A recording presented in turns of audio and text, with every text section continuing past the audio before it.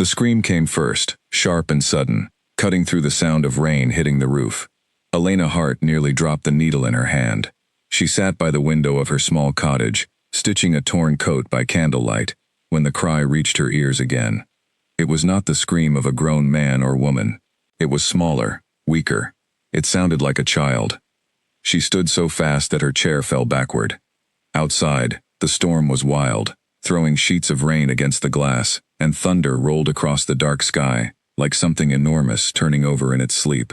Elena grabbed her shawl, wrapped it around her shoulders, and opened the front door without thinking twice. The wind hit her first, cold and sharp, carrying the smell of wet earth and pine. She looked left, then right, seeing nothing but darkness and rain. Then she heard it again, closer this time, coming from near the old fence at the edge of her yard. She hurried through the mud, her boots sinking with every step, her heart pounding faster than the thunder above her. When she reached the fence, she saw a small bundle lying against the wooden post, wrapped in a thick, strange cloak.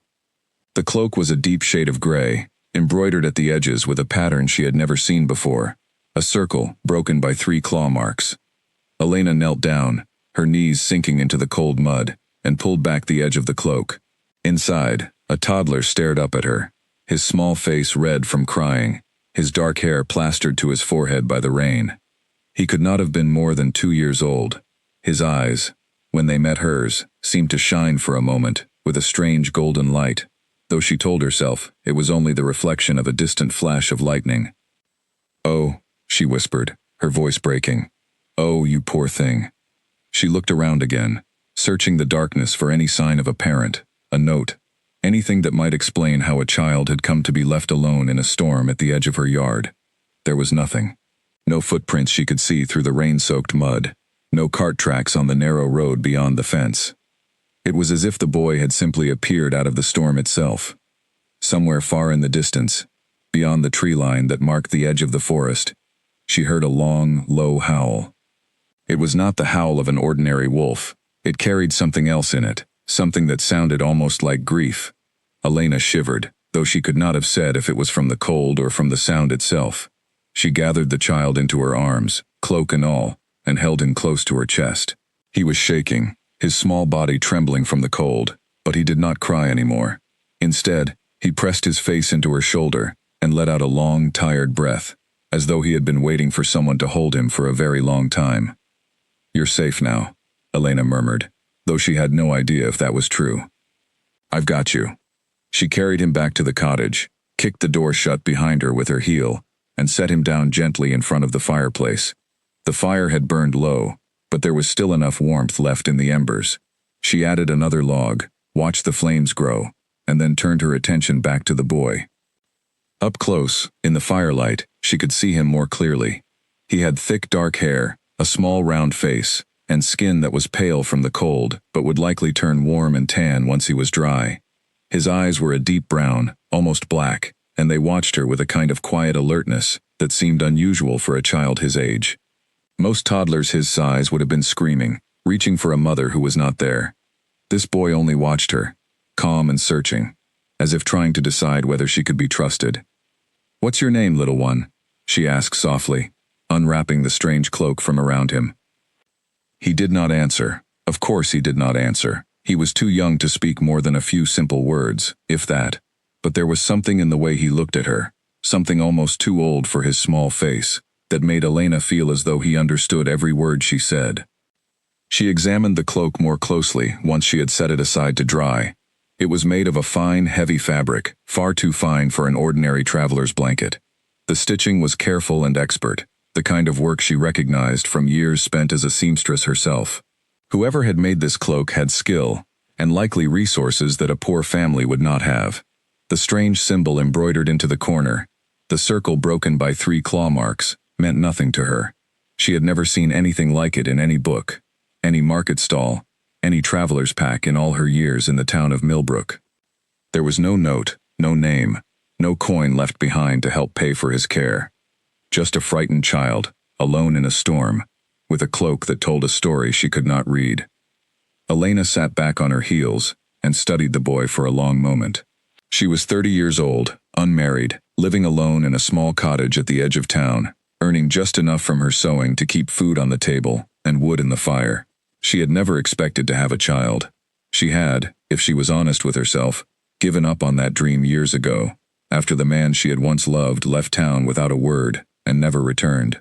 Raising a child alone, with no husband, no family nearby, and barely enough money for herself, was not something a sensible woman would choose to do. And yet, looking into the boy's dark eyes, she felt something shift inside her chest, something warm and fierce and entirely unexpected. She could not explain it. She only knew that the thought of turning this child over to the town elders, who would likely send him to the orphanage 2 villages over, a cold and crowded place, known more for hunger than for kindness, made her stomach turn. "I don't know where you came from," she said quietly, more to herself than to him. "But I don't think I can let you go." The boy blinked at her, slow and steady, and then, for the first time since she had found him, he smiled.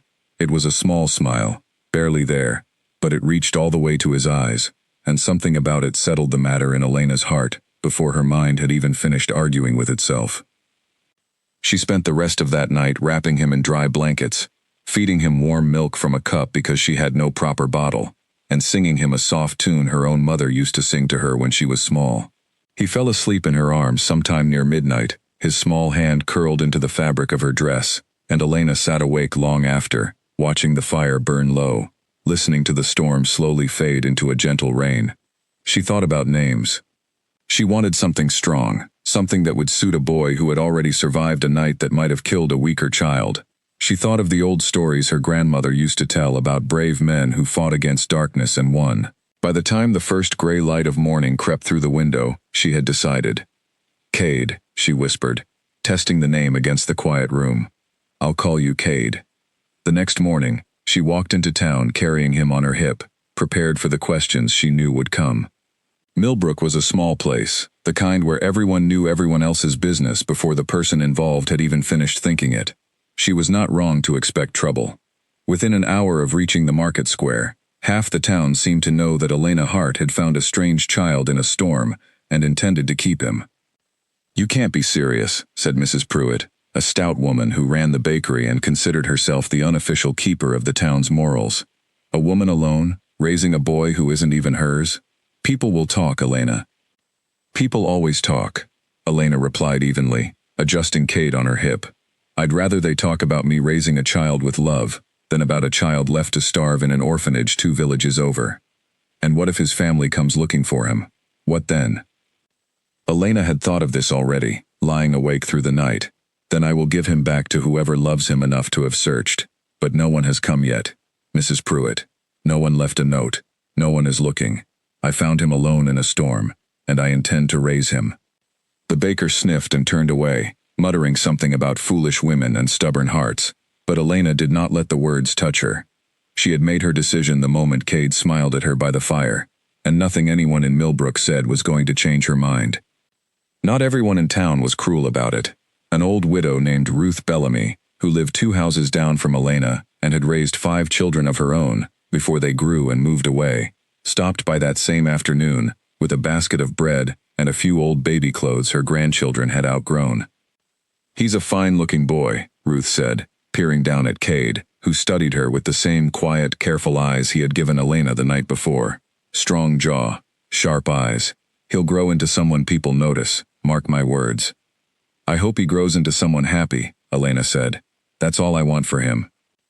Ruth smiled, the kind of smile that carried the weight of long experience. "Happiness and being noticed aren't always opposites, dear. Sometimes they go hand in hand. You'll see." Elena did not know, on that first strange day, just how right the old widow would turn out to be. She only knew that the small boy in her arms had already, in less than a full day, become the center of her entire world. She did not know his real name. She did not know where he had come from, who his parents were, or why he had been left alone in a storm at the edge of a quiet town most maps did not even bother to include. She did not know about the golden light that sometimes flickered behind his eyes, or the distant howl that had echoed through the forest the night she found him, or the strange embroidered cloak now folded carefully at the bottom of her trunk. All she knew was that she loved him already, fiercely and completely, in the reckless way that only a mother's heart can manage. And as the days passed and turned into weeks, and the weeks into months, that love only grew stronger, weaving itself into the very fabric of her life, until she could no longer imagine a version of herself that did not include this quiet, watchful, golden-eyed boy she had pulled from the storm. She did not know, could not have known, that far away in a kingdom hidden deep within ancient forests, a pack of wolves mourned the loss of their king and queen, and searched in vain for the infant heir, who had vanished on the very night his parents were betrayed. She did not know that the cloak folded in her trunk bore the crest of a royal bloodline older than the town of Millbrook itself. She did not know that the howl she had heard that first night was not the cry of a hunting wolf, but the sound of a guardian mourning the child he had failed to protect. All Elena Hart knew, as she rocked Cade to sleep each night in the small cottage at the edge of town, was that fate, or chance, or something even stranger than either, had brought this boy to her door. And she intended to give him the only thing she had to offer, a home filled with love, safety, and the quiet, steady warmth of a mother's devotion, for as long as he needed her, and for as long as she lived. The storm that had brought him to her eventually passed, the clouds clearing to reveal a bright, cold morning sky. But in a way, Elena would come to understand years later, the storm around Cade's true story had only just begun.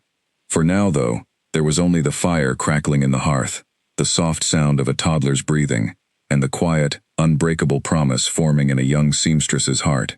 Whatever happened next, whoever came looking, she would protect this child with everything she had. She had no way of knowing how long that promise would be tested, or how far it would eventually carry them both.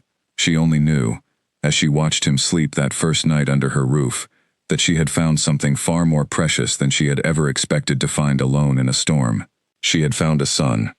Cade was 4 years old the first time he broke a wooden chair with his bare hands, and Elena Hart stood frozen in the doorway of the cottage, staring at the splintered pieces scattered across the floor. He had not thrown it. He had not kicked it in a fit of temper. He had simply gripped the back of the chair while trying to climb onto it, and the sturdy oak frame, the same chair Elena's father had built decades earlier, had cracked apart in his small hands, like a dry twig. "Cade," she said carefully, kneeling beside him, "are you hurt?" He shook his head, staring down at the broken wood with wide, confused eyes, as though he did not understand what had happened any better than she did. "It broke," he said simply. "Yes," Elena murmured, gathering the pieces. "It certainly did." She told herself it was nothing. Children were often stronger than people expected, especially boys who spent their days running through fields and climbing trees. But that night, after Cade had fallen asleep, she sat by the fire, turning the broken chair leg over in her hands, remembering the strange golden flicker she thought she had seen in his eyes the night she found him. She remembered the odd, embroidered cloak still folded at the bottom of her trunk. She told herself, again, that it was nothing, a trick of firelight, a boy simply born strong. The incidents did not stop, though they came slowly enough that Elena could always find some reasonable explanation, one small mystery at a time. When Cade was 5, she noticed he could see clearly, in near total darkness, finding his way to the outhouse on moonless nights without ever stumbling. When he was 6, she watched him outrun boys 3 years older, during a foot race at the town fair, his small legs somehow carrying him faster than seemed possible. When he was 7, she caught him standing at the edge of the forest at midnight, simply staring into the trees, and when she asked what he was doing, he only said, "Something's calling me," before allowing her to lead him gently back inside.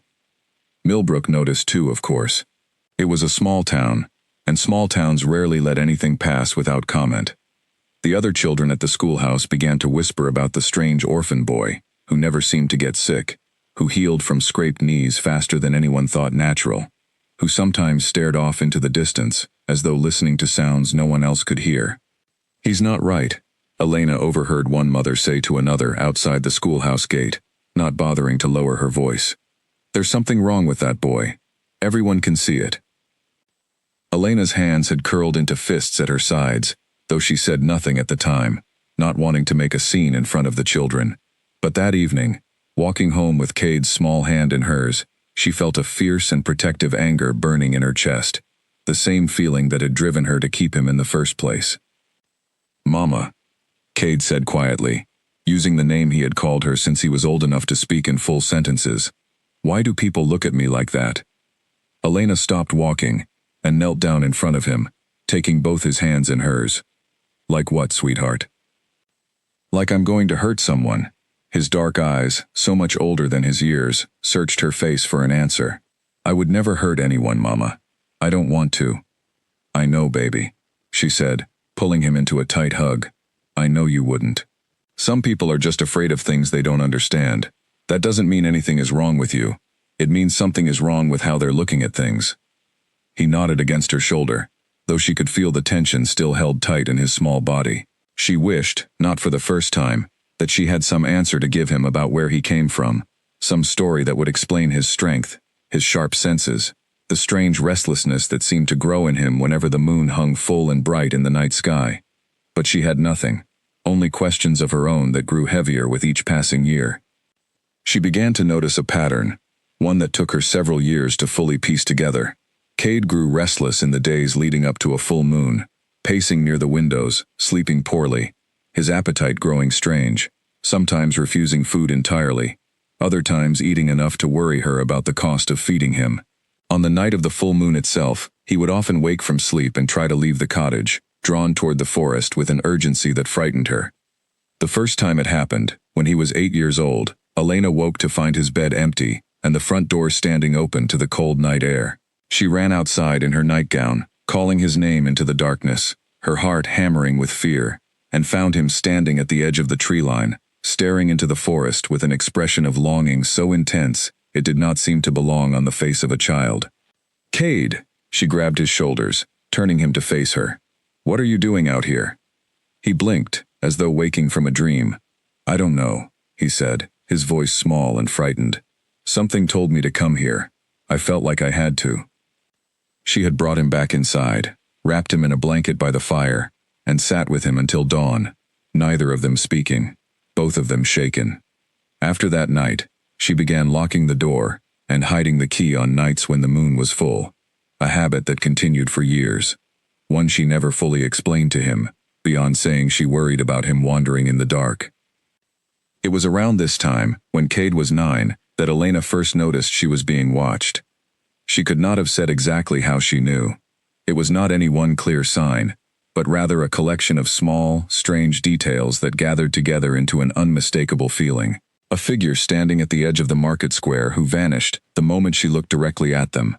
Footprints in the mud near the cottage fence that did not match any shoe she had ever seen in Millbrook.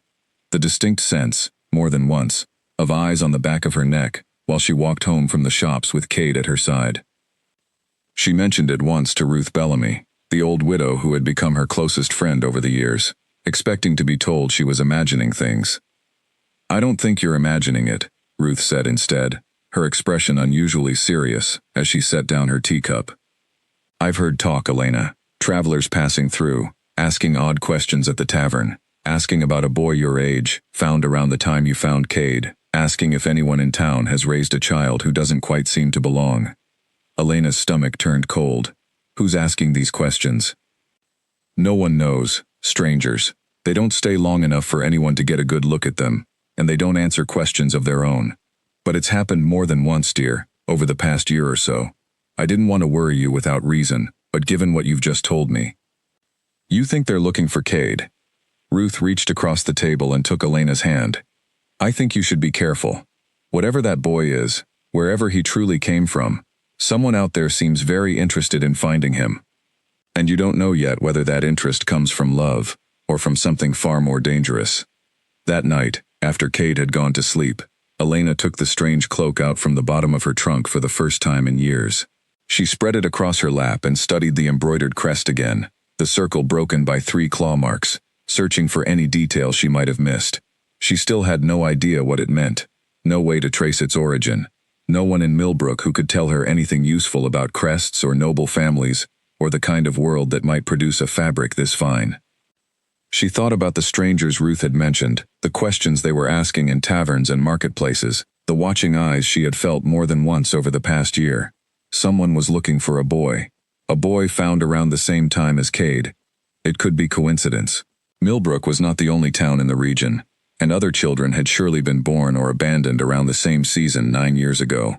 But deep in her heart, in the same place that had told her to keep him that first stormy night. Elena did not believe it was coincidence at all.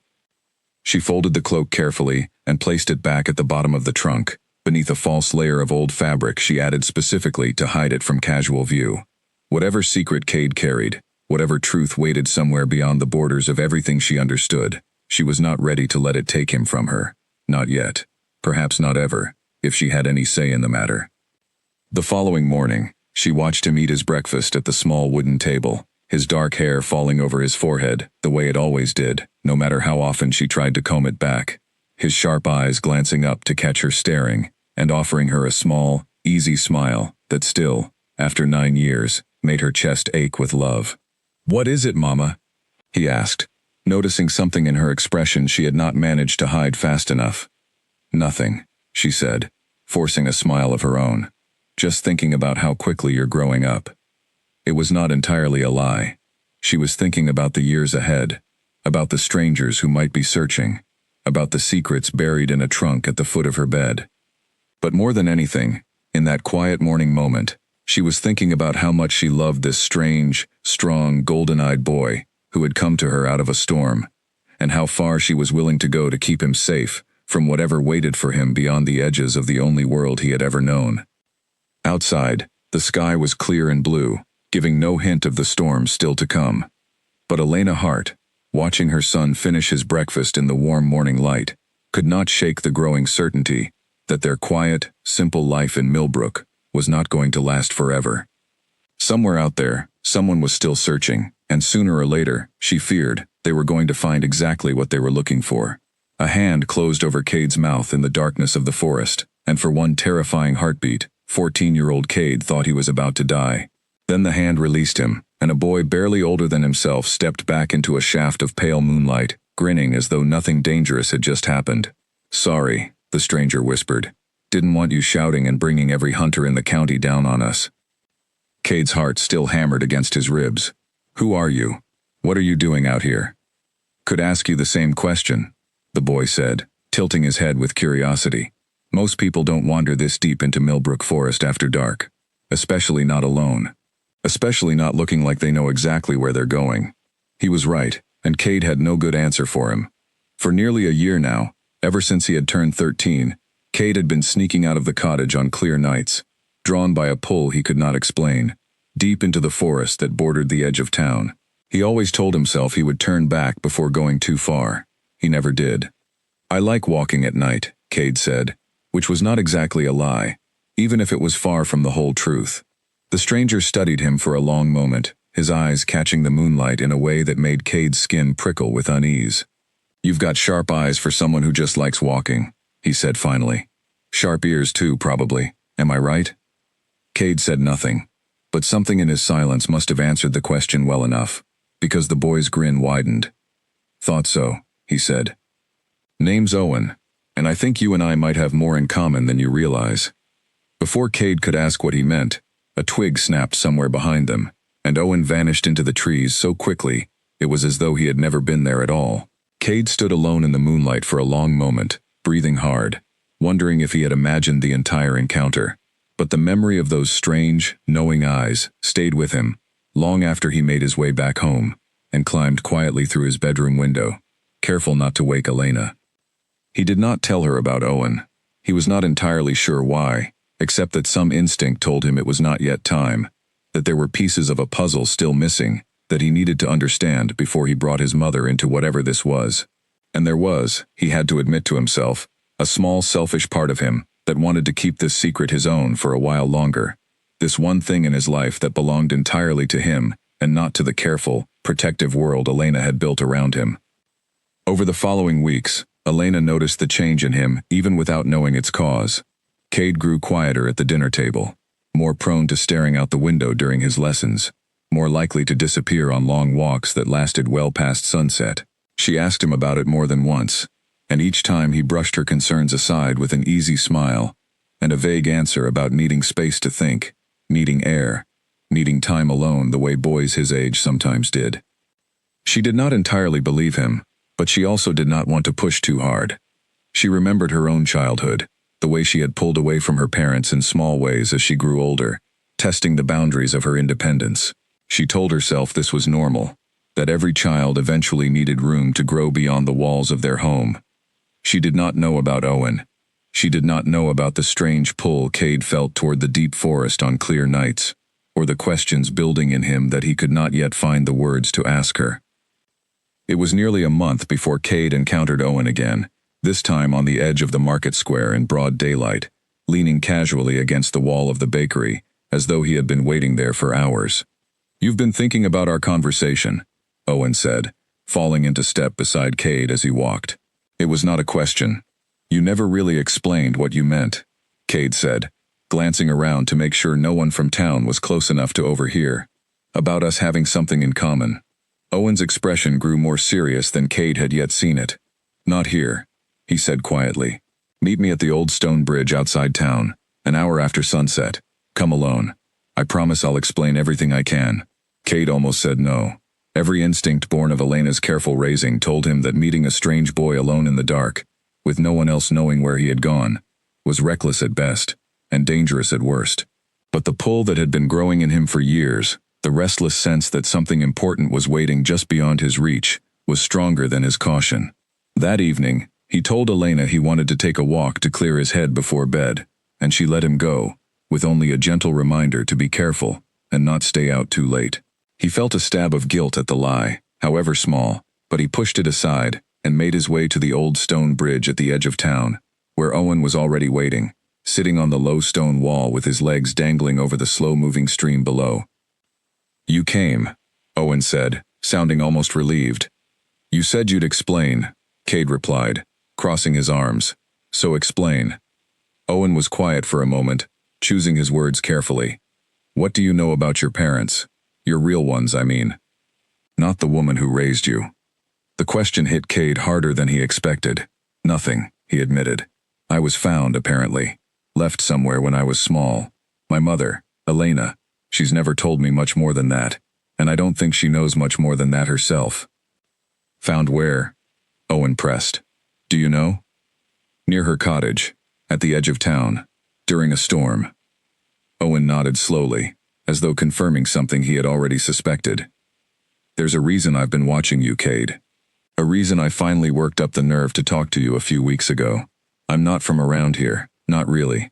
My family, we've been searching for a while now, for a boy who was left behind about 14 years ago, during a very bad time for our people." "Your people," Cade repeated slowly. "What do you mean, your people?" Owen's eyes flickered, just for a moment, with the same strange golden light Cade had sometimes glimpsed, reflected in mirrors, in still water, in moments of anger or fear, he could never fully explain. "I think you already know what I mean," Owen said quietly. "I think some part of you has always known.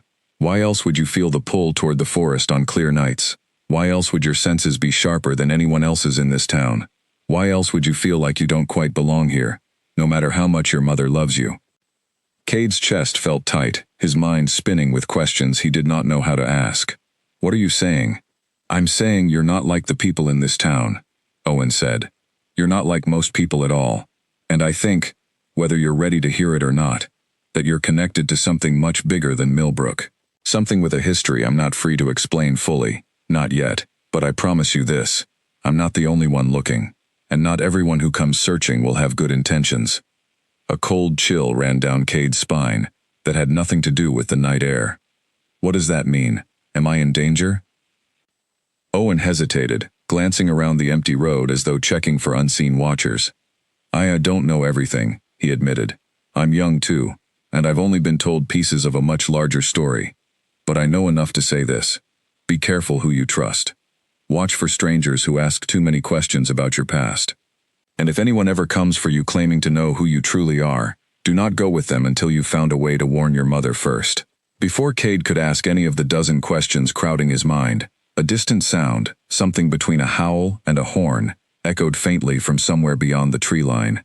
Owen's head snapped toward the sound, his entire body going tense and alert. "I have to go," he said quickly, sliding off the stone wall. "I'll find you again when it's safer to talk. Until then, Cade, trust your instincts. They're sharper than you know, and they won't lead you wrong." He disappeared into the darkness before Cade could stop him, moving with a speed and grace that no ordinary boy should have possessed.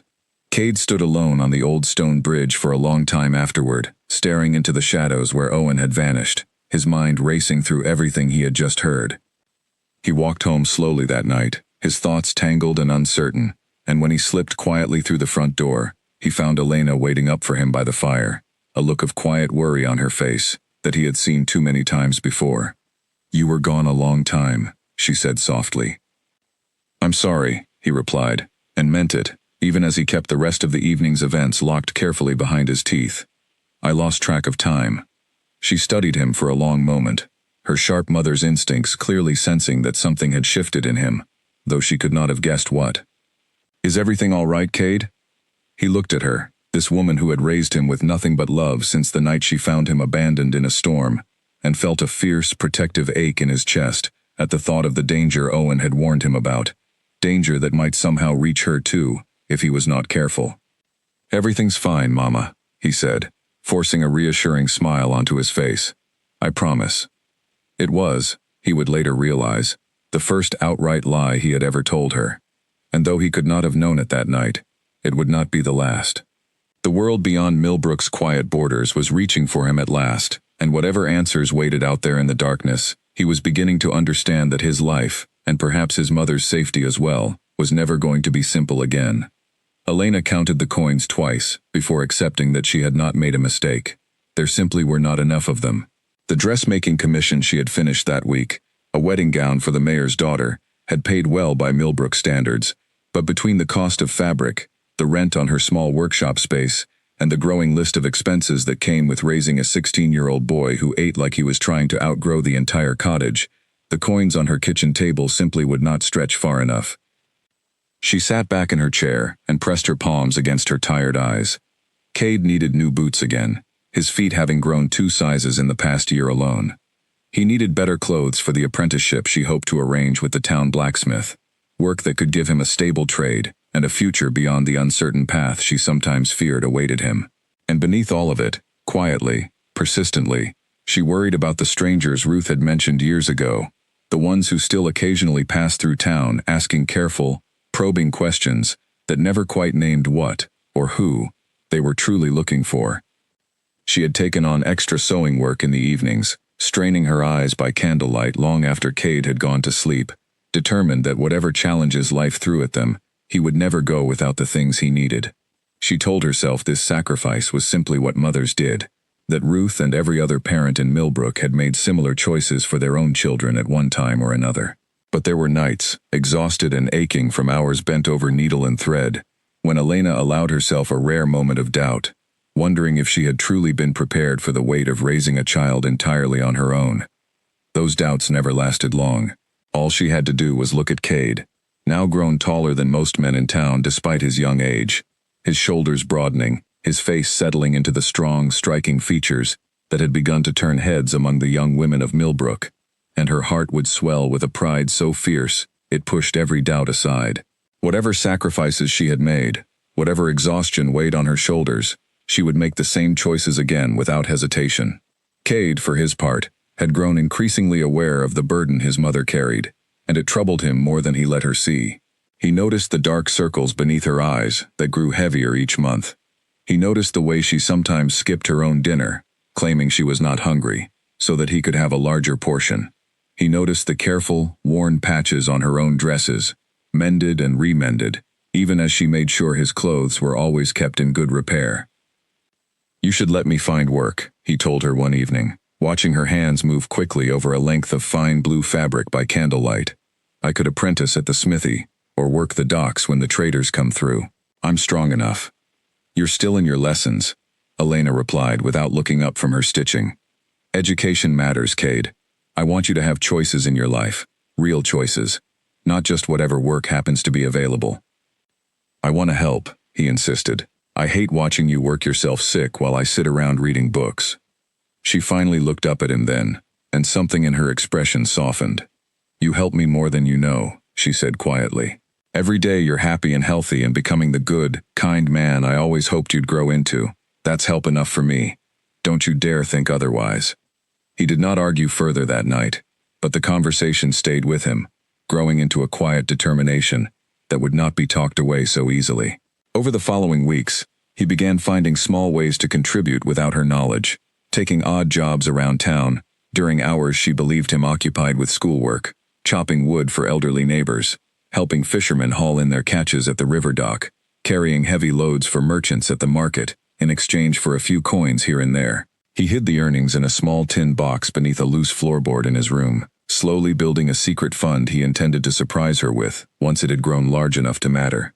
It was during one of these odd jobs, hauling crates for a traveling merchant at the edge of the market square, that Cade first noticed a man watching him with an unusual intensity from across the street. The stranger was tall, dressed in fine traveling clothes far too expensive for an ordinary passerby, his sharp eyes tracking Cade's every movement with an attention that made the hair on the back of his neck stand up. Cade set down the crate he had been carrying and met the man's gaze directly, unwilling to look away first. For a long, tense moment, neither of them moved. Then the stranger offered a small, knowing smile, inclined his head in something almost like a bow, and turned to walk away, disappearing into the crowded square before Cade could decide what to do about it. He thought immediately of Owen's warning from 2 years earlier, the words that had stayed lodged in his memory ever since that night at the old stone bridge. Be careful who you trust. Watch for strangers who ask too many questions about your past. He had not seen Owen again since that night, despite the promise to return, and Cade had begun to wonder, on his more doubtful days, if the entire encounter had been some strange trick of his own imagination, born from too many restless nights and too many unanswered questions about where he had truly come from. But the stranger's gaze, and the deliberate deferential nod that had followed it, felt entirely too real to dismiss so easily. He did not tell Elena about the encounter that night, unwilling to add to her already heavy worries, but he found himself glancing over his shoulder more often in the days that followed, watching the crowds at the market with a new wariness that had never troubled him before. He noticed, or perhaps only imagined, other strangers lingering a moment too long near the cottage, glancing his way with expressions that seemed to carry more curiosity than the situation warranted. It was around this same time that his restlessness during the full moon grew harder to control. What had once been a mild, manageable pull toward the forest had grown, over the past year, into something closer to an ache that lived beneath his skin, a hunger for something he could not name, growing sharper and more insistent with each passing month. He began locking his own bedroom window on clear nights, not trusting himself not to slip out and disappear into the trees the way some deep instinct constantly urged him to do. Elena noticed this change too, though she attributed it to the ordinary struggles of a teenage boy navigating the difficult, restless years of growing up. She tried, in her own gentle way, to give him more freedom, more space to explore his interests, hoping it might ease whatever internal storm seemed to be brewing in him. She arranged, at last, for him to begin an informal apprenticeship with the town blacksmith, reasoning that physical work might help channel some of his restless energy into something productive. The blacksmith, a broad, gruff man named Callum, took to Cade quickly, impressed by his natural strength and his surprising skill at reading the rhythm of hammer and metal after only a few weeks of practice. "Boy's got a gift," Callum told Elena when she came to check on her son's progress one afternoon. "Never seen anyone pick up smithing this fast. It's almost unnatural." The word unnatural settled uneasily in Elena's chest, though she said nothing of it aloud, offering only a proud smile and a thank you, before making her way home. She had grown so accustomed, over 16 years, to the small, strange details of Cade's abilities, that she had learned to fold them quietly into the ordinary fabric of their life together, refusing to let herself dwell too long on questions she had no way of answering. But that evening, watching Cade eat dinner with the healthy appetite of a boy who had spent the day working hard at the forge, she found herself studying his face with fresh attention, searching, as she had so many times before, for some clue buried in his features that might explain where he had truly come from. She thought of the cloak still hidden at the bottom of her trunk, the strange crest she had never managed to identify despite years of quiet, careful searching whenever traveling merchants or scholars passed through town. She thought of Ruth's warning, years old now but never entirely forgotten, about strangers asking careful questions in taverns, about a boy who did not quite belong. "Mama," Cade said suddenly, breaking her from her thoughts, "do you ever wonder about my real parents?" The question, so directly spoken, caught her off guard. She set down her fork carefully, choosing her words with the same care she gave to her finest stitching. "Every day," she admitted honestly. "I wish I had answers for you, sweetheart. I truly do. All I know is what I've always told you.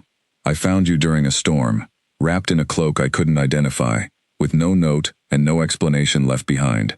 Whoever your parents were, they must have had reasons, terrible ones, I imagine, for leaving you the way they did."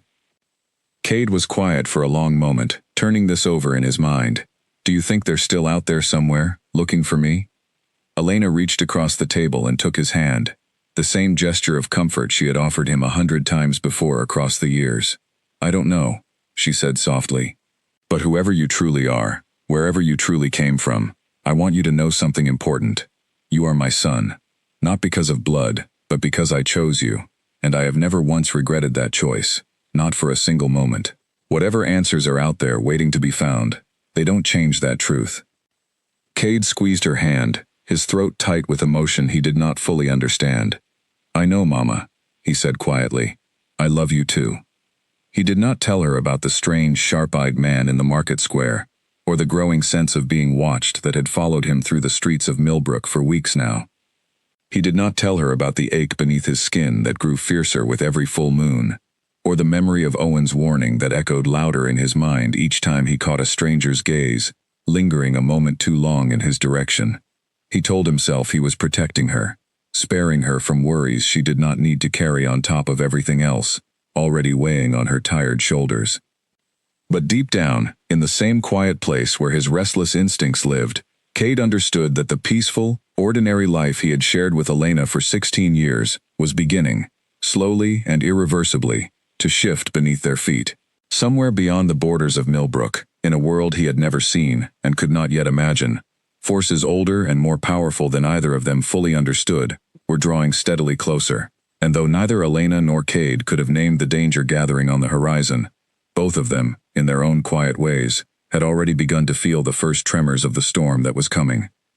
The cloaked man appeared at Elena's doorstep on a gray afternoon, 3 days before Cade's 18th birthday, and the moment she opened the door and looked into his pale, unfamiliar eyes, she knew instinctively that he had not come to buy a dress or commission any ordinary piece of sewing work. "Elena Hart?" His voice was calm, careful, carrying a faint accent she could not place, from somewhere far beyond the borders of the region she had known her entire life. "Who's asking?" she replied, keeping the door only partly open, one hand resting protectively against the frame. "My name isn't important," the stranger said. "What matters is that I've traveled a long way to speak with you, and what I have to say concerns the boy you've raised as your son." Elena's blood ran cold, every instinct in her screaming at her to shut the door and bar it, but a deeper instinct, one she had carried for 18 years now, told her that running from this conversation would solve nothing. Whatever truth this man carried, she needed to hear it, if only to better protect Cade from whatever came next. "He's not home," she said carefully. "You can speak with me." The stranger studied her for a long moment, as though weighing how much he was willing to share. Finally, he reached into his cloak and withdrew a small object, holding it out for her to see.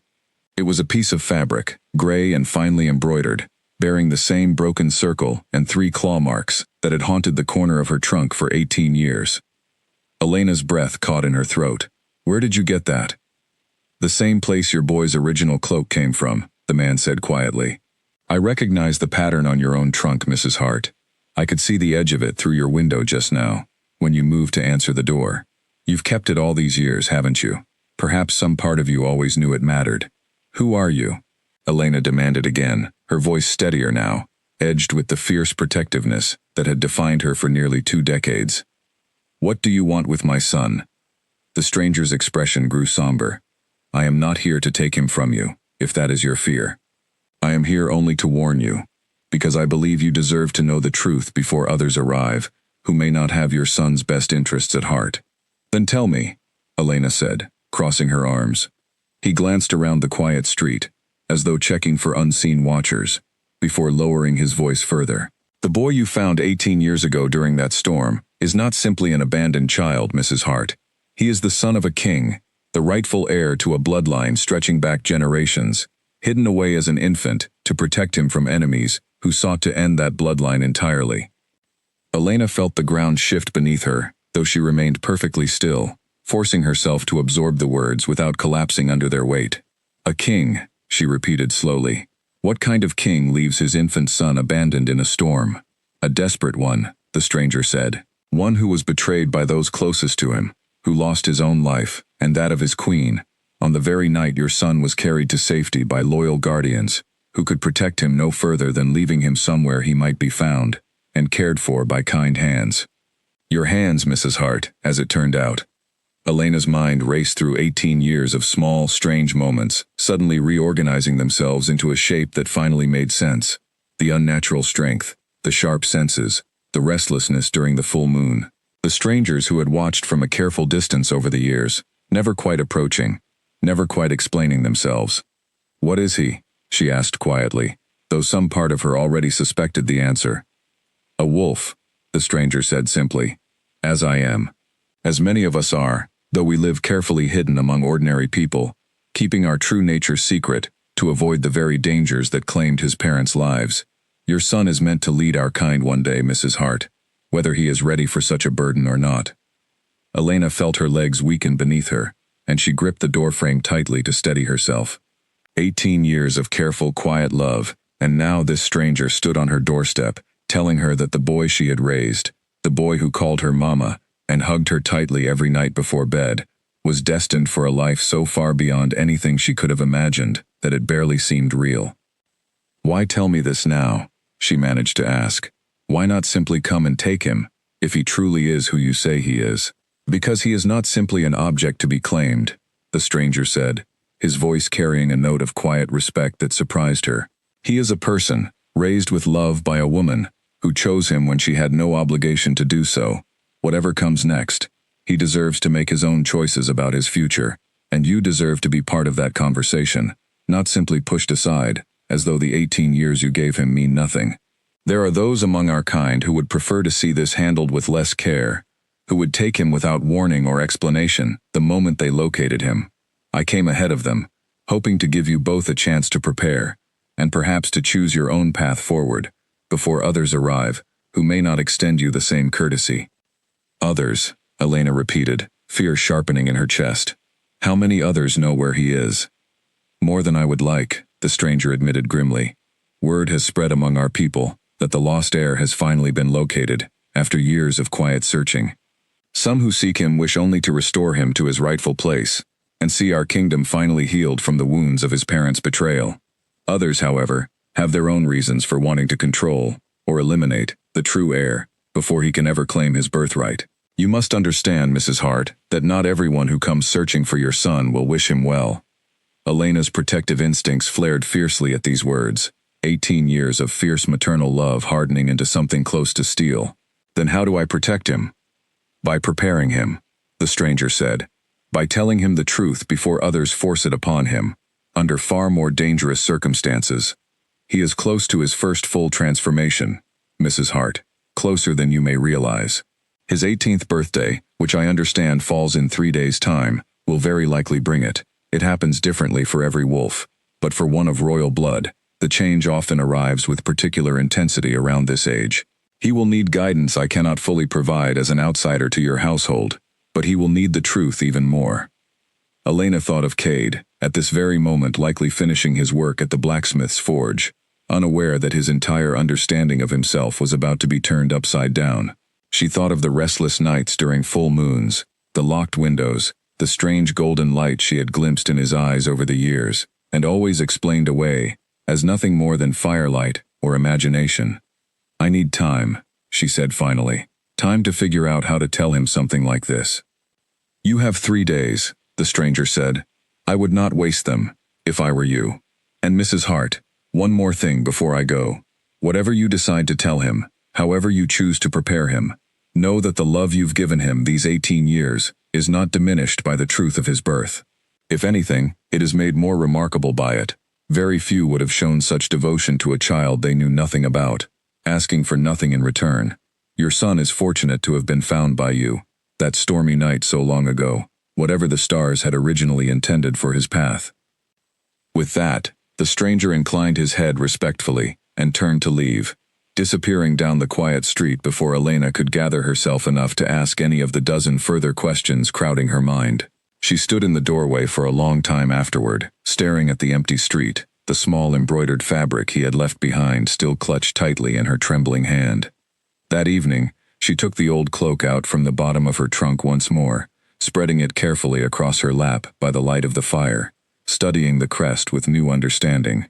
A broken circle, 3 claw marks, the mark of a royal bloodline she had unknowingly sheltered for 18 years, hidden in plain sight within the quiet, ordinary walls of a small cottage in a small town that had never once suspected the extraordinary truth living among them.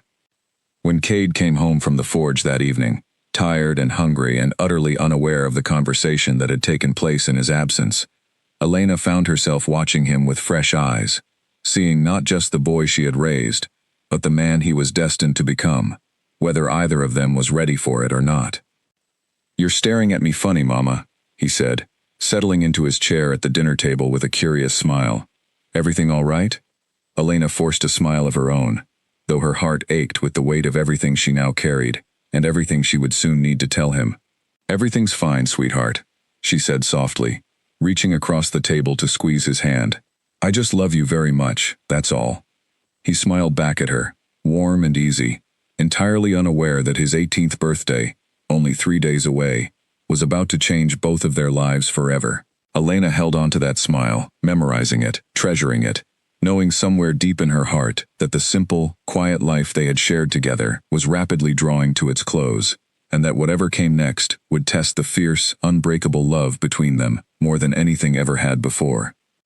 Pain tore through Cade's body just after midnight, and he woke from a dead sleep with a scream lodged in his throat, his bones feeling as though they were being pulled apart and reshaped by invisible hands. He rolled off his bed and hit the floor hard, his vision blurring, his skin burning as though every inch of him had been set alight from within. "Cade!" Elena's voice reached him through the haze of agony, and a moment later his bedroom door burst open, revealing her standing in the doorway, her face pale with terror. "What's happening? Talk to me." He tried to answer, but the words came out twisted, half-formed, his jaw aching, as though it were shifting shape beneath his skin. He caught a glimpse of his own hands in the moonlight, streaming through the window, and felt a fresh wave of terror wash over him. His fingers had lengthened, dark fur sprouting rapidly across the back of his hands, his fingernails thickening into something closer to claws. "Mama," he gasped, his voice breaking into something that was no longer entirely human. "Something's wrong with me." Elena crossed the room and knelt beside him despite her fear, her hands hovering uncertainly over his trembling body, unsure how to help but unwilling to leave his side. "I'm here," she said, her voice shaking, but steady enough to cut through his panic. "I'm not going anywhere. Just breathe, sweetheart. Just breathe through it." The transformation, when it fully claimed him minutes later, felt like being torn apart and rebuilt all at once, every bone reshaping itself, every muscle stretching and shifting into an entirely new form. Cade's cries of pain shifted gradually into something closer to a low, pained howl, and by the time the change finally completed itself, he was no longer a young man lying on his bedroom floor. He was a wolf, large and dark-furred, with eyes that still carried the familiar warmth and confusion Elena had known in her son's human gaze for 18 years. She stared at him for a long, frozen moment, every instinct in her screaming conflicting messages, fear at the enormous creature now filling half her son's small bedroom, and fierce, unshakable love for the frightened eyes, still looking back at her from within that unfamiliar form. "Cade," she whispered, slowly extending her hand. "It's still you in there, isn't it? I can see it. I can see you." The wolf whimpered softly, low and pained, and pressed his large head gently against her outstretched palm, seeking the same comfort he had sought from her since he was a small, frightened toddler, pulled from a stormy night 18 years earlier. Elena felt tears sliding down her cheeks as she wrapped her arms as best she could around his massive, trembling form, holding him the same way she had held him that very first night, refusing to let fear override the deep, unbreakable bond between them.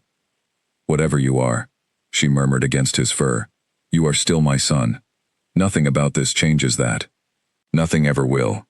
They stayed like that for what felt like hours, Elena sitting on the floor of the small bedroom with her arms around her transformed son, until slowly, gradually, the wolf's large form began to shrink and shift once more, bones and muscle rearranging themselves back into the shape of the young man she had raised.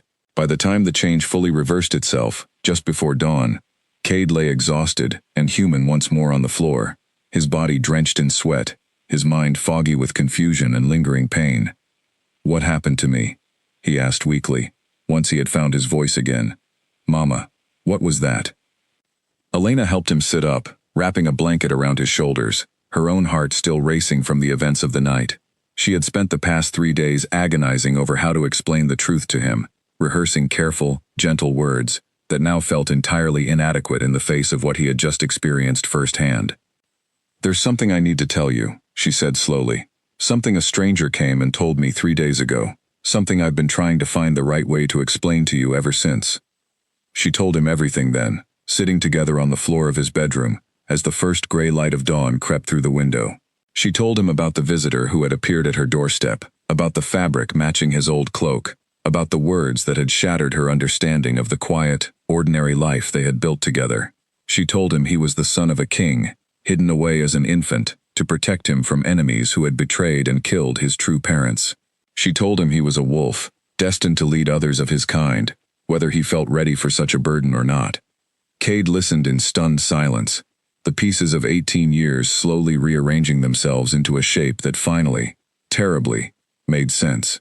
The strength, the senses, the restlessness during full moons, the strange, watchful strangers who had followed him from a careful distance for years, Owen, and his cryptic warnings about danger and hidden truths, all of it, every strange and unexplained moment of his life, suddenly clicking into place, with a clarity that left him breathless. "I'm not who I thought I was," he said finally, his voice hollow with shock. "You are exactly who you've always been," Elena said firmly, taking his face gently in her hands. "You are my son, Cade, the boy I found in a storm, and chose to love with everything I had. Whatever royal blood runs through your veins, whatever destiny waits for you beyond Millbrook's borders, none of that changes who you are in your heart. I've watched you grow into a kind, brave, thoughtful young man these 18 years. That truth is not going anywhere, no matter what else you learn about your origins." Cade leaned into her touch, his eyes burning with unshed tears. "What happens now?" "I don't know," Elena admitted honestly. "The man who visited said others are searching too, some who wish you well, and others who may not. He said you would need guidance he couldn't fully provide, that there are things about being what you are that only your own kind can properly teach you. Do you think he'll come back?" As if summoned by the question itself, a soft knock sounded at the cottage's front door. Elena and Cade exchanged a startled glance before rising together and making their way carefully to answer it. Standing on the doorstep, in the pale early morning light, was not the stranger who had visited 3 days earlier, but a familiar face Cade had not seen in nearly 4 years. "Owen," Cade breathed, stunned. Owen offered a small, apologetic smile. "Told you I'd find you again when it was safer to talk," he said. "Sorry it took so long. Things have been complicated. May we come in?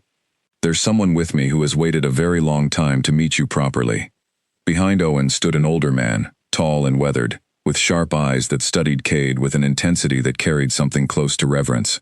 He bowed his head slowly, deeply, in a gesture that felt entirely unfamiliar, and yet somehow, deep in Cade's blood, instinctively understood. "Your Highness," the older man said quietly, "my name is Bram. I served your father faithfully, and I have spent 18 years searching for the chance to finally bring you home." Elena's hand found Cade's, gripping it tightly, and he squeezed back just as fiercely, both of them standing together on the threshold of the only home Cade had ever known, facing the first uncertain step into a future neither of them could have imagined only days before. "I'm not going anywhere without my mother," Cade said firmly, before Bram could say another word. "Whatever this means, whatever you've come to ask of me, she comes too, or I don't come at all." Bram's expression softened with something like respect. "Of course, Your Highness. We would not dream of separating you from the woman who raised you with such evident devotion. There is much to discuss, and difficult decisions ahead for us all. But for now, please know that you are safe, and that we intend to honor both your wishes and the sacrifices Mrs. Hart has made on your behalf these many years." Cade looked back at Elena, searching her face for guidance, for reassurance, for the same steady strength she had offered him every day since that stormy night 18 years ago. She met his gaze and nodded, her eyes bright with unshed tears but her expression resolute. "Whatever comes next," she said quietly, "we face it together." He nodded, drawing strength from her words the way he always had, and turned back to face Bram and Owen, ready at last to step into the truth of who he truly was, and whatever destiny awaited him, beyond the quiet, familiar borders of Millbrook. A knife whistled through the air and buried itself in the wooden post beside Cade's head, before he had even registered the sound of footsteps behind him. He spun around, heart pounding, to find a young woman lowering her arm, her expression unreadable, standing at the edge of the training yard where Bram had brought him only 2 days after leaving Millbrook. "You're slow," she said flatly. "If I'd wanted to hit you, you'd already be dead." "Was that supposed to be a lesson, or a threat?" Cade asked, pulling the blade free from the post and studying it carefully. "Both," the woman replied, walking closer. She was perhaps a few years older than him, with sharp green eyes and dark hair pulled back tightly from her face. "My name is Freya. I was raised alongside your cousin, Silas, here at the Northern Stronghold. Bram asked me to help assess how much training you'll need before you're ready to face the Pack Council." Cade's stomach tightened at the mention of a cousin he had never heard of before arriving at the Stronghold 2 days earlier, a sprawling fortress hidden deep within an ancient forest, populated by dozens of wolves who all seemed to know exactly who he was, despite the fact that he barely understood it himself. "No one mentioned a cousin," he said carefully. Freya's expression grew guarded. "Silas is the son of your father's younger brother. He's been raised here at the Stronghold his entire life, trained from childhood in everything a future leader needs to know. Many among the Pack Council expected him to eventually take the throne, given that you were presumed lost, perhaps even dead, all these years. And now that I've turned up alive," Cade said slowly, understanding dawning, "he's lost that expectation. Now you understand why not everyone in this stronghold is going to celebrate your return the way Bram and Owen have," Freya said bluntly. "Silas has powerful allies among the older wolves, those who believe leadership should be earned through years of preparation and training, not simply granted by an accident of birth to a boy who grew up entirely ignorant of our ways." Cade thought of Elena, currently settling into the guest quarters Bram had arranged for her within the stronghold, adjusting as best she could to a world so far removed from the quiet cottage in Millbrook that had been her home for decades. He thought of his own uncertain footing in this new world, surrounded by strangers who called him Your Highness, with a reverence he felt he had not remotely earned. "I never asked for any of this," he said, more to himself than to Freya. "I didn't grow up preparing to be a king. I grew up in a small cottage, apprenticing at a blacksmith's forge, worrying about ordinary things." "That may be true," Freya said, not unkindly, "but it doesn't change the fact that your blood carries a claim that Silas's does not. The Pack Council will meet within the month to formally decide how to move forward, now that your identity has been confirmed. Until then, Bram believes it's in your best interest to learn as much as you can, as quickly as you can, about the world you were born into, but never got the chance to know." Over the following weeks, Cade threw himself into training with a determination that surprised even himself. He learned to control his transformations, no longer waking in confused terror at the pull of the full moon, but instead guiding the change with growing confidence. He learned the histories of his father's kingdom, the alliances and rivalries that had shaped generations of pack leadership long before his birth. He learned combat, both in human form and wolf form, sparring with Freya and other trainers until his muscles ached and his mind sharpened with newfound clarity. Elena watched these changes in her son with a mixture of pride and quiet grief. She saw him growing stronger, more confident, settling into a version of himself she had never had the chance to nurture in Millbrook. But she also saw the exhaustion in his eyes each evening, the weight of expectations pressing down on him from every direction, and the careful distance some members of the stronghold maintained toward her. A human woman who had raised their future king, but held no formal place within their world. "They look at me like I don't belong here," she confided to Bram one evening, as they walked together through the stronghold's quiet gardens. "Some of them think that," Bram admitted honestly, There are old prejudices among certain wolves, beliefs that humans and wolves should remain separate, that our kind is diminished by too much closeness with your world. But there are also many, myself included, who see clearly what you've accomplished. You raised a king with kindness and integrity, qualities this stronghold desperately needs after the years of turmoil following his parents' deaths. Whatever doubts some may hold, your place here is earned, Mrs. Hart, as surely as Cade's. Elena appreciated the reassurance, though it did little to ease the loneliness she sometimes felt, watching her son grow into a world she could not fully follow him into, surrounded by people whose entire lives had prepared them for challenges she had never imagined facing. The tension within the stronghold came to a head one evening when Cade encountered Silas for the first time, in the great hall where pack members gathered for the evening meal. His cousin was tall and broad-shouldered, with cold gray eyes that studied Cade with open hostility from across the room. "So this is the lost prince," Silas said loudly enough for the entire hall to hear, his voice carrying a sharp edge of mockery. "Raised by humans in some backwater village, apprenticed to a blacksmith. Tell me, cousin, do you even know how to properly address the pack council? Or should we expect you to bow when you mean to shake hands?" A ripple of uncomfortable laughter spread through parts of the hall, though many others watched the exchange with clear disapproval. Cade felt heat rising in his chest, old instincts from years of defending himself against Millbrook's whispers and stares, rising to meet this new challenge. "I know enough to recognize when someone's trying to provoke me, instead of simply introducing themselves properly," Cade replied evenly, refusing to let his voice rise to match Silas's mocking tone. "If you have concerns about my readiness to lead, cousin, I'd rather hear them honestly than watch you perform for an audience." Silas's expression flickered with surprise, clearly not expecting such a measured response. "Very well," he said, crossing the hall to stand directly before Cade. "Here is my honest concern. I have spent my entire life preparing for the responsibility you've simply inherited by accident of survival. I have trained since childhood, studied every treaty and alliance, earned the respect of pack leaders through years of dedicated service. You have been here less than a month, and already half this hall speaks of you as though your throne is guaranteed. Tell me why that should be fair." The hall fell silent, waiting for Cade's response. He thought carefully before speaking, drawing on the quiet wisdom Elena had instilled in him across 18 years of gentle guidance. "It isn't fair," he said finally. "None of this is fair, Silas. Not to you, who trained your whole life for a role that may still be taken from you. Not to me, who grew up entirely ignorant of a world I apparently belonged to.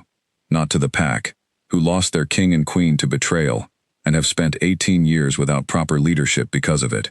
I'm not going to pretend I've earned anything yet. But I am willing to prove myself, through actions rather than blood alone, if the council will give me that chance.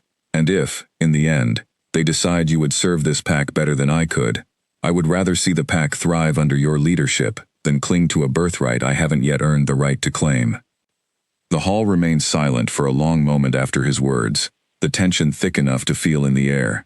Then, slowly, an older wolf near the front of the hall began to clap, followed gradually by others, until a wave of approving murmurs spread across the room. Silas's expression remained guarded, though something in his cold eyes had shifted, a grudging respect he had clearly not expected to feel. "Well spoken, cousin," he said finally, though his tone carried less hostility than before. "Perhaps you're not entirely the ignorant outsider I expected. We shall see how the council responds to your words in the coming weeks." He turned and walked away, leaving Cade standing alone in the center of the great hall, surrounded by the murmuring voices of pack members reassessing everything they thought they understood about the lost prince who had finally returned home. Bram approached quietly from the side, a proud smile tugging at the corners of his weathered face. "Your father would have been proud of those words, Your Highness," he said quietly. "That was wisdom beyond your years." "It wasn't my wisdom," Cade admitted, glancing toward the door where he knew Elena was waiting for him in their shared quarters. "It was hers. Everything good in me, I learned from her." That night, he found Elena sitting quietly by the window of their guest chambers, staring out at the unfamiliar forest that now surrounded them. He told her everything that had happened in the great hall, watching her expression shift from worry to quiet pride as he spoke. "You handled that better than I could have imagined," she said softly, once he had finished. I only handled it because of everything you taught me, he replied, sitting beside her. You always told me that fairness matters more than winning, that kindness is stronger than pride. I don't know if I'm ready to be whatever this pack needs me to be, Mama. But I know I want to try to be worthy of it, the way you always tried to make sure I was worthy of the love you gave me. Elena reached over and took his hand, her eyes bright with tears she did not bother to hide. You have always been worthy, Cade. From the very first night I found you in that storm. Whatever happens with this council, whatever challenges lie ahead, never forget that truth. Outside their window, the ancient forest stretched endlessly into darkness, hiding within it a kingdom's worth of history, rivalry, and uncertain future. But within their small shared room, mother and son sat together in quiet solidarity, drawing strength from the same unbreakable bond that had carried them both through 18 years of an unlikely, extraordinary life together, and would need to carry them through whatever trials still waited ahead. The great doors of the council chamber slammed shut behind Cade, with a heavy, final sound, sealing him inside a circular stone room, lined with the 12 most powerful pack leaders in the kingdom, each of them studying him, with expressions ranging from cautious hope to open suspicion. He stood alone at the center of the chamber, Bram and Owen waiting anxiously outside, forbidden from entering while the council deliberated his fate. Cade Alaric Hart, announced an elderly wolf seated at the head of the circular table, using a formal version of his name, that Cade had only recently learned belonged to him, his father's name carried forward in his own. You stand before this council today to be judged not merely on your bloodline, which none here dispute, but on your character, your readiness, and your fitness to lead a kingdom still healing from the wounds of your father's betrayal and death. Do you understand the weight of what is being decided here today? I do, Cade said steadily, though his heart hammered hard against his ribs. Then let us begin, the elder said. Silas of the Northern Line has also petitioned this council for consideration, citing his lifelong preparation and dedicated service to the pack. We will hear from both claimants before rendering our decision. The questioning that followed felt endless, each council member probing Cade's understanding of pack law, his knowledge of the kingdom's troubled history, his instincts regarding difficult hypothetical situations he might face as leader. He answered as honestly as he could, drawing on the weeks of intensive training he had undergone since arriving at the stronghold, but also, more often than he expected, drawing on simpler wisdom, the kind Elena had instilled in him across a lifetime of quiet, patient guidance in a small cottage, far removed from any of this. Tell us, said a stern-faced councilwoman near the center of the table, how would you handle a dispute between two lesser packs, fighting over disputed hunting territory, each claiming ancient right to the land? Cade considered the question carefully. I would not simply rule in favor of whichever pack holds more historical documentation or louder allies on this council, he said. I would visit the territory myself, speak with both packs directly, and try to understand not just their competing claims, but their actual needs. Perhaps the land could be shared through careful agreement. Perhaps one pack has alternative territory nearby that could ease the dispute. I would rather spend time finding a solution both sides can live with than simply declare a winner and risk deepening old resentments. Several council members exchanged approving glances at this answer, though the stern-faced councilwoman remained unreadable. The questioning continued for nearly 2 hours, testing every aspect of Cade's character and understanding, before the elder finally called for Silas to be brought in to answer his own set of questions. Cade waited outside the chamber alongside Bram and Owen, while Silas underwent his own interrogation, the wait feeling far longer than the 2 hours he had spent inside himself. Elena joined them partway through, having been informed of the council's proceedings, and sat beside Cade with her hand resting comfortingly on his shoulder. Whatever they decide, she said quietly, you already proved something important in there. You proved you're thinking about this kingdom's people, not just the throne itself. What if that's not enough? Cade asked, his voice tight with anxiety. What if Silas really would lead better than I could? He's trained his whole life for this, Mama. I've had weeks.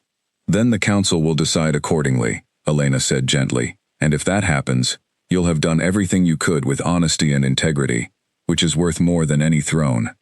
But I don't think that's what's going to happen, Cade. I've watched you grow into a good man these 18 years. That doesn't disappear just because you're standing in an unfamiliar room facing unfamiliar questions. The chamber doors finally opened nearly 3 hours after the proceedings had begun, and Bram, Owen, Elena, and Cade were called back inside to hear the council's decision. Silas stood on the opposite side of the chamber, his expression carefully neutral, giving nothing away about how his own questioning had gone. The elder rose slowly from his seat at the head of the table, his weathered face grave with the weight of the decision he was about to announce. "This council has deliberated carefully," he said, weighing bloodline, character, preparation, and vision for this kingdom's future. "It is not a decision we make lightly, nor one that comes without dissent among our number, but a decision has been reached." He paused, letting the silence stretch across the chamber, before continuing.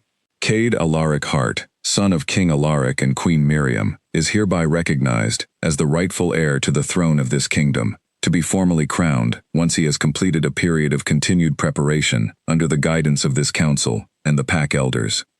A wave of murmured reaction spread through the chamber, some clearly pleased, others visibly disappointed.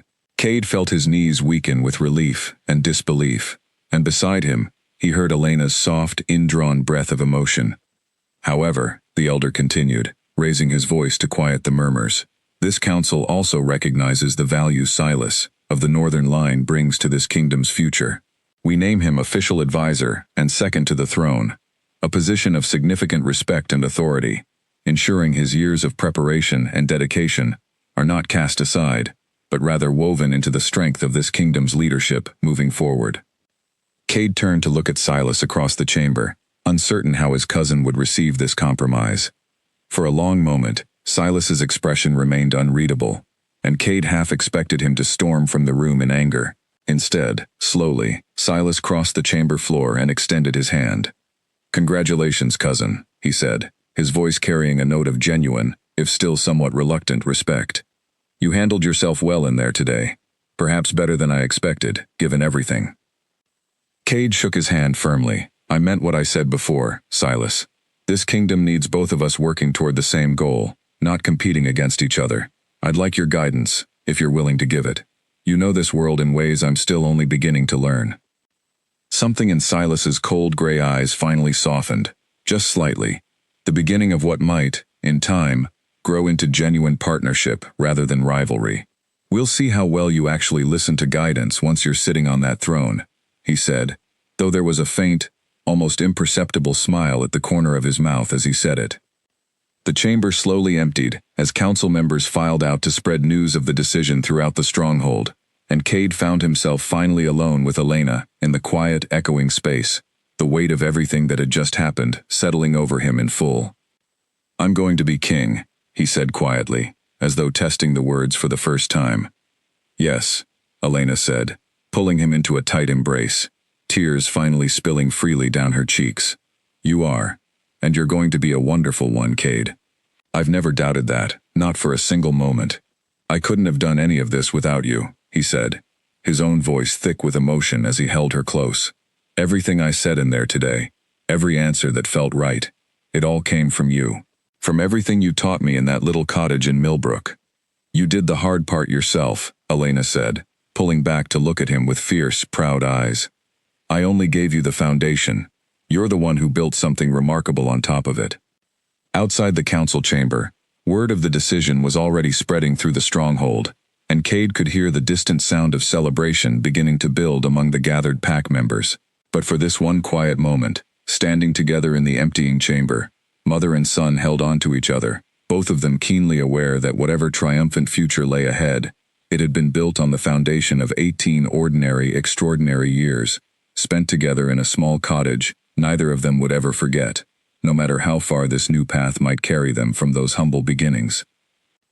Fire lit up the northern watchtower just after midnight, and Cade was already moving before the alarm horn finished its first blast, throwing on his boots and racing through the stronghold's stone corridors with instincts sharpened by months of training. 6 months had passed since the council's decision, 6 months of intensive preparation for a crowning still weeks away, and now, apparently, an attack no one had predicted. "Report," he snapped at the first guard he encountered in the chaos of the courtyard. "Intruders, Your Highness, at the northern wall. They came fast and hit hard, and we believe they're after the Eastern Archive, the one holding the treaty records and succession documents." Cade's mind raced. The Eastern Archive held not just historical documents, but proof of his own bloodline, records that some among the pack's remaining dissenters had quietly argued should be destroyed, throwing his claim to the throne into permanent doubt. "Get Freya and assemble a defense team," he ordered. "And someone find Silas. I want him coordinating the western approach in case this is a diversion." The following hour passed in a blur of controlled chaos, Cade leading a defense unit through the stronghold's northern corridors, drawing on combat training that had transformed him over the past 6 months, from an uncertain newcomer into a genuinely capable fighter. They intercepted the intruders just outside the archive doors, a small but well-organized group wearing no identifying marks, clearly professional and clearly prepared for resistance. The fight that followed was fierce, but brief, Cade's forces having the advantage of familiar terrain and superior numbers. As the last intruder was subdued and disarmed, Cade approached to examine their captured leader, hoping for answers about who had sent them and why. "You won't get anything from me," the captured man spat, glaring up at Cade with open hatred. "Your father destroyed my family's standing in this kingdom, and now you think you can simply inherit his throne and continue where he left off? There are many who remember what his rule truly cost us." "My father was betrayed and murdered," Cade said carefully, studying the man's face for any hint of what lay behind his hostility. "I know very little about the details of his reign, beyond what the council has taught me these past months. If your family suffered under his leadership, I would genuinely like to understand how, and whether there's a way to address old wounds, rather than simply continuing this cycle of violence." The captured man's expression flickered with surprise at this response, clearly having expected harsh retaliation, rather than a genuine offer to listen. "You sound nothing like him," he muttered, though the hostility in his voice had softened somewhat. "Good," Cade said simply. "I'm not him.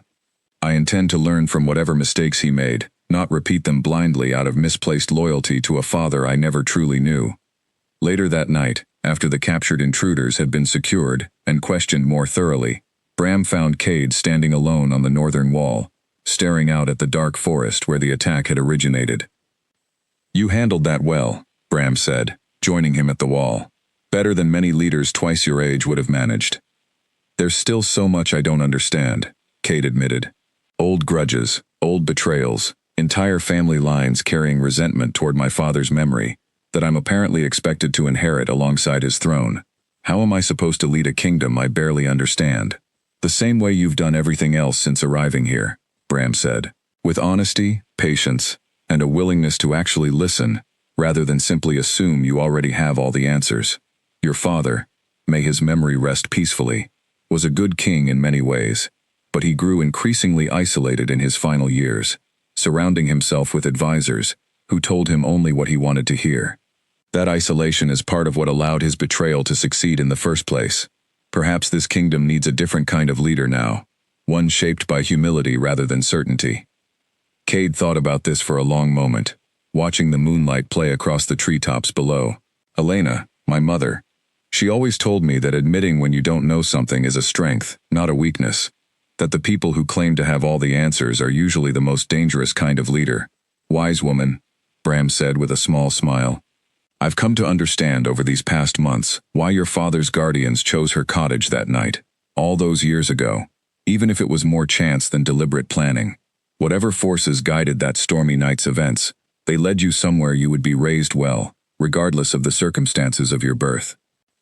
The weeks following the failed attack brought a flurry of activity as Cade worked alongside the council to address the underlying grievances that had motivated the assault, meeting personally with families who had suffered under his father's later, more isolated years of rule, listening to their concerns, and working to find genuine solutions rather than simply punishing dissent. It was slow, difficult work, but gradually, he began to see attitudes shifting throughout the kingdom, old resentments softening, as word spread of the new heir's willingness to listen and adapt rather than rule through fear alone. Elena watched these changes in her son with quiet, overwhelming pride, though she also noticed the toll the responsibility was taking on him, the long hours, the constant demands, the weight of decisions that affected thousands of lives resting on shoulders that had, not so very long ago, belonged to an ordinary young man apprenticing at a blacksmith's forge in a small, unremarkable town. "You need rest," she told him one evening, finding him still awake past midnight, poring over reports by candlelight in his private study. "There's too much to do," he said, not looking up from the documents spread across his desk. "The council meets again in 3 days, and I need to have proposals ready for addressing the trade disputes along the eastern border." Elena crossed the room and gently closed the report he had been reading, forcing him to finally look up at her. "Cade," she said softly, "even kings need to sleep. You cannot pour from an empty cup, sweetheart. I learned that lesson myself, working too many exhausted nights over my sewing back in Millbrook. Take care of yourself, or you won't have the strength left to take care of anyone else."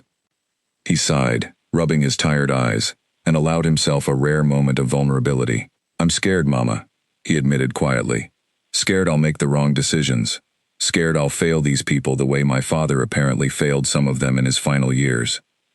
Scared I'm not actually ready for any of this, no matter how much training I've completed these past months." Elena sat down beside him, taking his hand the way she had done 1,000 times before, across 18 years of quiet, steady comfort. "Every good leader feels that fear," she said gently. "The ones who should truly worry us are the ones who never doubt themselves at all. Your fear doesn't mean you're unprepared, Cade. It means you understand the weight of what you're carrying, and that understanding will make you a better king than any amount of confidence ever could." He leaned his head against her shoulder, just as he had done countless times as a small boy, seeking comfort after a difficult day, and for a few quiet minutes, the future king of a kingdom he was still learning to understand, simply allowed himself to be, once more, a son finding strength in his mother's steady presence. "Thank you," he murmured, "for coming with me, for not letting me face any of this alone." "I will never let you face anything alone, if I can help it," Elena replied, pressing a gentle kiss to the top of his head. "That's what I promised myself, that very first stormy night, all those years ago, and it's a promise I intend to keep for as long as I live." Outside the study window, the ancient forest stretched into darkness, holding within it a kingdom slowly healing from years of turmoil, guided now by a young leader who carried both royal blood and the humble, patient wisdom of a mother who had raised him with nothing but love. The road ahead remained uncertain, filled with challenges neither of them could fully predict. But for tonight, at least, mother and son found comfort in the same unbreakable bond that had carried them through every storm they had faced together, confident that whatever trials still waited ahead, they would face them, as always, side by side.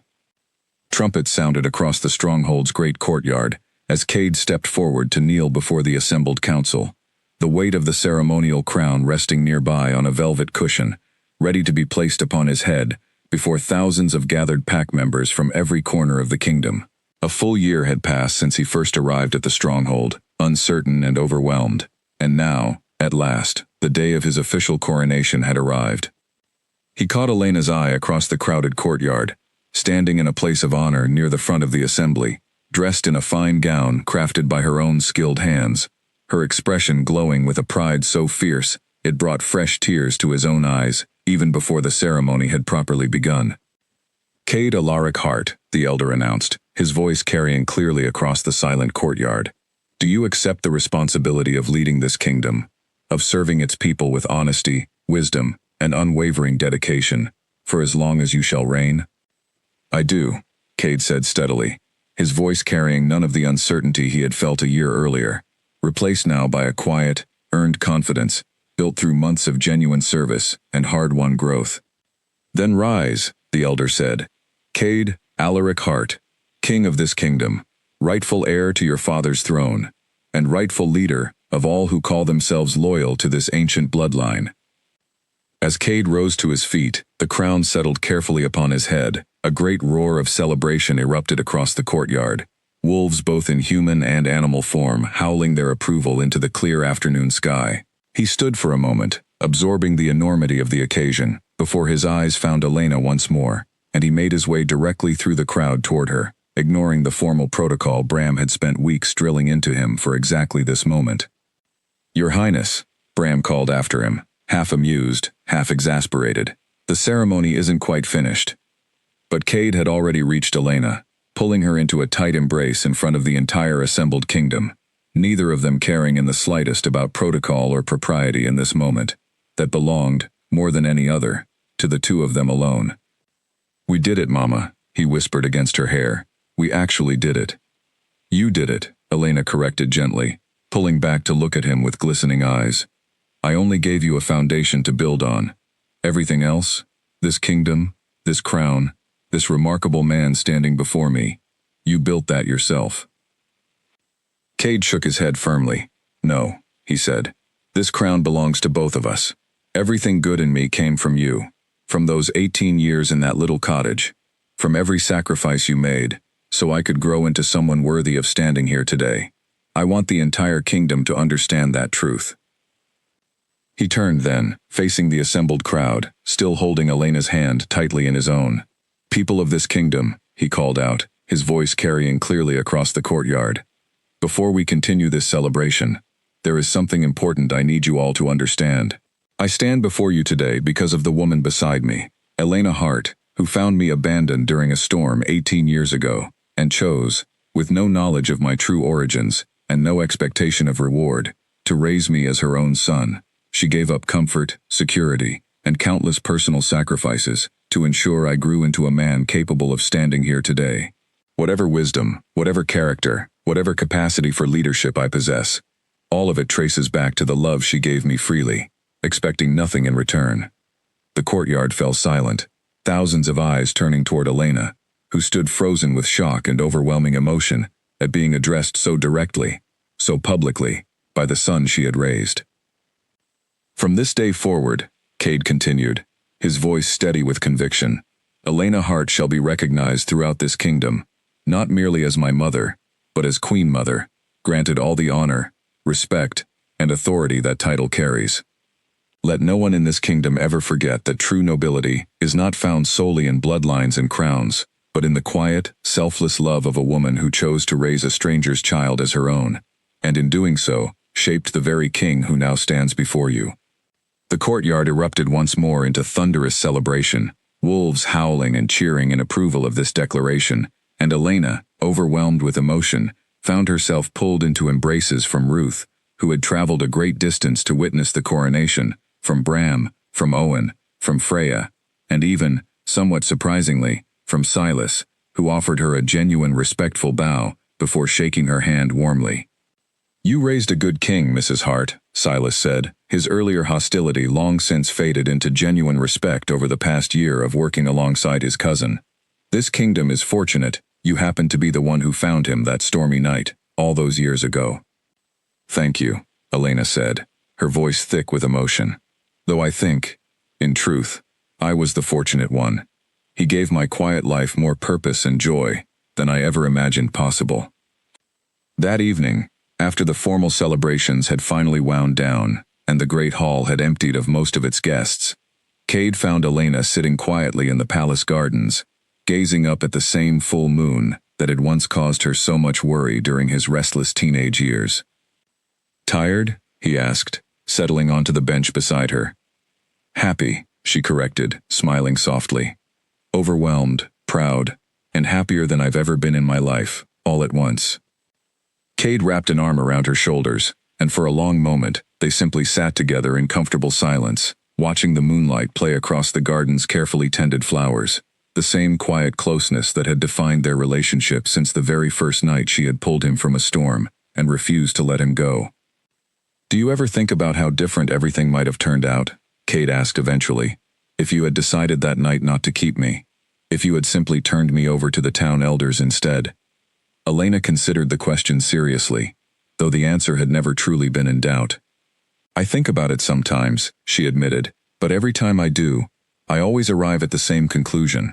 Whatever path that other choice might have led toward, it could never have brought me the joy these past 20 years have given me. I don't regret a single sacrifice, a single hard night, a single moment of uncertainty along the way. You were always worth every bit of it, Cade, from that very first night, long before either of us knew anything about kings or crowns or destiny. Cade pulled her closer, resting his head gently against hers, the future king of an entire kingdom finding, in this quiet moment, the same simple comfort he had always found in his mother's presence, unchanged by crowns or titles or the passage of 20 remarkable years. I love you, Mama, he said softly.